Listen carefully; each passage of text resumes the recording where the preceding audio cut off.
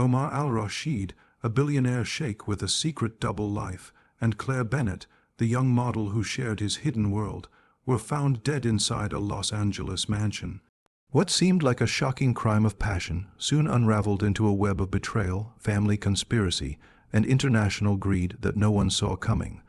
Far from the glitz and power of Dubai, Sheikh Omar Al-Rashid created a hidden existence that very few people knew about. In his homeland, he was a man of influence, respected by royals and feared by rivals. His face appeared on magazine covers, his business empire stretched across continents, and his name was whispered with both admiration and envy. Yet beneath the polished surface, Omar craved something that his vast wealth and status could not give him: freedom from expectations. He wanted a world where he could step out of the shadow of duty, family, and tradition. For that reason, he invested in a mansion on the hills of Los Angeles, a palace, like home with marble floors, infinity pools, and endless views of the city. To outsiders, it was just another luxury property belonging to a billionaire, but for Omar, it was the stage where he lived his most dangerous secret. In this home, he surrounded himself with indulgences he could never afford back in Dubai without drawing scandal. It was here that he entertained Hollywood celebrities, collected rare art, and most importantly, kept the company of women far from the eyes of his family. Among them was Claire Bennett, a young model with striking features and a hunger for luxury. She was a woman who craved attention and lived for the glitter of high society, and Omar provided her with everything she desired: cars, jewelry, designer clothes, and the promise of being with a man of power. To her, he was more than just a wealthy patron. He was the ticket into a life she could only dream about. To him, she was both a dangerous temptation and a thrilling escape from the suffocating life he led back home. The mansion's neighbors often noticed expensive cars arriving late at night, but they never questioned it. In Los Angeles, wealth and mystery often lived side by side, and Omar blended in perfectly. He paid his staff handsomely and demanded absolute silence about his comings and goings. Yet even with all the precautions, secrets have a way of leaking. Some whispered that Omar was not simply enjoying a private life, but hiding from enemies, protecting himself from dangers rooted in his own family. Claire, meanwhile, seemed unaware of the risks, too enchanted by the gifts and attention showered upon her. This fragile bubble of luxury and secrecy, however, could not last forever. Beneath the surface of expensive wines and glittering chandeliers, dark currents were moving toward the mansion, currents that would soon shatter both their lives. The summer night began like any other, warm air drifting through the open terraces of the Sheikh's Los Angeles mansion. The estate was unusually quiet. Omar had sent his security team away earlier in the evening, something he rarely did. No one knew why, but it was clear he wanted privacy. Perhaps it was to enjoy an uninterrupted night with Claire, or perhaps he felt confident enough in the safety of his fortress. Like home, whatever the reason, the absence of guards left the mansion vulnerable.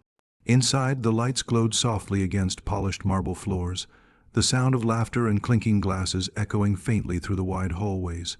For hours, everything seemed calm, a picture of wealth and indulgence. But as midnight approached, the atmosphere shifted. Neighbors later reported hearing sharp noises, the kind that stood out even in the distance: breaking glass, hurried footsteps, and what one described as a faint cry that rose and then abruptly stopped. None of them called the police that night, assuming it was perhaps a loud party or a domestic argument that would quickly pass. Yet within the mansion's walls, a nightmare was unfolding. In the master bedroom, Omar's body collapsed across his blood-soaked sheets, multiple stab wounds marking the violent end of a man who once commanded power and respect. His expensive silk robe was torn, and a shattered glass lay on the floor near his hand. Every detail suggested he had fought back, though not long enough to save his life. In the adjoining room, Claire's body was discovered hours later when the household staff arrived for their morning duties. She had not been stabbed, but strangled with a silk scarf that matched the ones she often wore. Her lifeless form lay sprawled across the couch, her face marked by fear and desperation. The scene was chillingly intimate, as though the killer had wanted to make a statement by ending both lives in such personal and brutal ways. Yet there was no sign of forced entry, no broken locks, no smashed windows. The mansion's countless valuables, watches, art, cash remained untouched, making it clear that robbery had not been the motive. The double murder sent shockwaves through the city and beyond. News spread quickly, drawing the attention of local and international media. For the police, the situation was both puzzling and alarming. This was no random crime. The precision, the silence, and the lack of theft suggested the killer had known the Sheikh well, someone who had been close enough to enter without suspicion. The luxury mansion, once a hidden retreat, had transformed overnight into the center of a dark and twisted mystery. The investigation into the Sheikh's death quickly became one of the most high-profile cases in Los Angeles. Police sealed off the mansion, combing every corner for clues. At first glance, the crime scene gave them little to work with. There were no broken doors, no smashed windows, and not a single sign of forced entry. Whoever committed the murders had walked in calmly and left just as quietly. This immediately raised suspicion that the killer had been someone close, someone the Sheikh trusted enough to grant access to his private sanctuary. Detectives began piecing together the timeline of events from the night of the murders. Security cameras dotted the outside of the mansion, but to their surprise, some of the recordings were missing, as though deliberately erased. Yet the team recovered fragments from a backup system hidden in the estate's control room. Though grainy, the footage revealed a shadowy figure entering through a private side door long after the security staff had been dismissed. The outline was blurred, the face obscured, but the body language suggested familiarity. This was not an intruder fumbling in the dark. It was someone who knew exactly where to go. Digging deeper into the Sheikh's financial life, investigators uncovered a troubling pattern. In the months leading up to his death, Omar had quietly shifted millions of dollars out of his primary accounts and into secret offshore holdings. Large sums had disappeared without explanation, some of it traced to shell companies with no clear ownership. Alongside the transactions, detectives discovered encrypted emails sent from Omar's private laptop. The messages hinted at threats, blackmail, and demands for silence. Someone had been pressuring the Sheikh, and the sums involved were staggering even by billionaire standards. The investigation also uncovered unusual communications between Omar and his staff. On the day of the murder, he had ordered his security detail to leave early, something that had never happened before. Detectives questioned whether he had been expecting a guest, perhaps the very person who would end his life. The staff's testimonies confirmed that Omar had seemed tense in the days leading up to his death, pacing the halls, making long phone calls in hushed tones, and locking himself in his study for hours. The evidence was mounting, but none of it fit neatly together. This was no crime of passion, nor was it a random act of violence. Every sign pointed toward a carefully orchestrated plan. The Sheikh's double life had left behind secrets, and the mansion was only the surface. The deeper police looked, the more they realized they were unraveling a web of betrayal far larger than one night of bloodshed. As detectives widened their search for answers, they stumbled upon a trail that shifted the entire direction of the investigation. For weeks, the focus had been on the Sheikh's finances, but then a shocking personal connection emerged. Phone records revealed that Claire Bennett, the mistress found strangled inside the mansion, had been in constant communication with someone unexpected: Omar's estranged nephew, Karim Al-Rashid. The discovery stunned investigators. Karim was no stranger to controversy. Years earlier, he had been cut off from the family fortune after clashes over money and lifestyle choices. He had relocated to New York, living quietly in comparison to his powerful relatives. Yet now, he had surfaced in the center of a double murder investigation. Claire's call history showed dozens of conversations with Karim in the weeks leading up to the killings. Text messages suggested more than casual contact. They hinted at planning, secrecy, and promises of money. Detectives began piecing together a scenario in which Claire was not simply a victim but an accomplice. Perhaps she had been playing both sides, keeping Omar close while secretly collaborating with his bitter nephew. Her death, then, may not have been random at all. It could have been a betrayal that spiraled out of control. Forensic evidence soon added weight to the theory.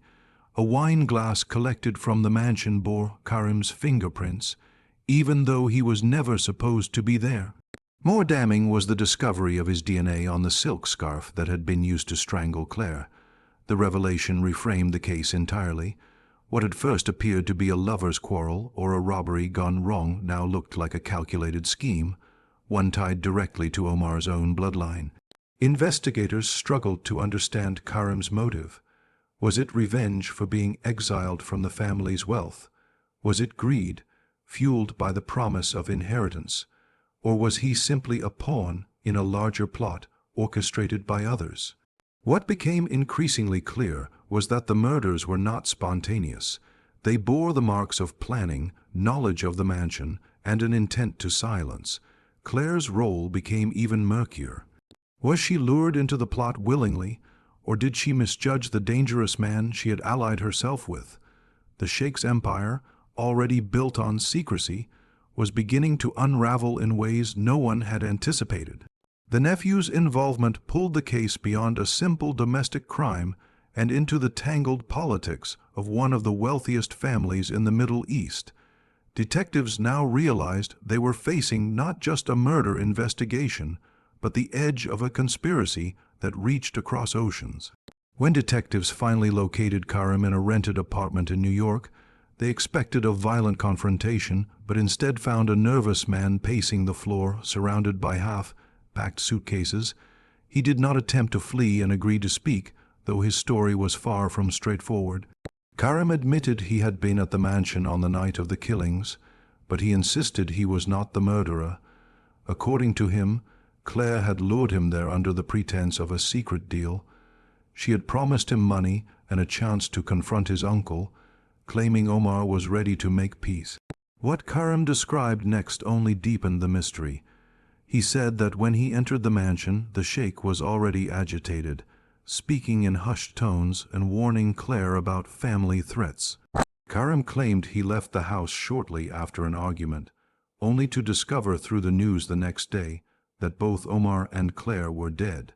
Investigators doubted much of his account. The evidence tying him to the crime scene was overwhelming. Yet as they pressed further, another layer of truth emerged.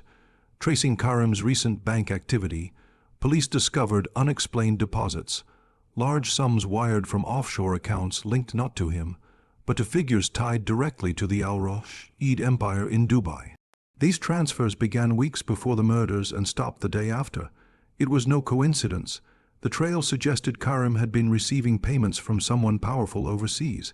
The theory that had once seemed far-fetched now appeared undeniable. Omar had enemies within his own family. Rumors had long circulated about disputes over money, control of assets, and the Sheikh's willingness to expose shady dealings that could embarrass the dynasty. If those secrets came to light, billions were at stake. For his relatives, Omar was no longer just a wealthy patriarch living recklessly abroad. He was a threat that had to be removed. Karim, already disgraced and financially desperate, had been the perfect tool. What shocked the public most was not the brutality of the murders, but the revelation of a conspiracy that stretched across continents. This was not a crime of passion between a sheikh and his mistress, nor a simple revenge plot by a bitter nephew. It was a carefully orchestrated silencing, ordered by blood and executed through betrayal.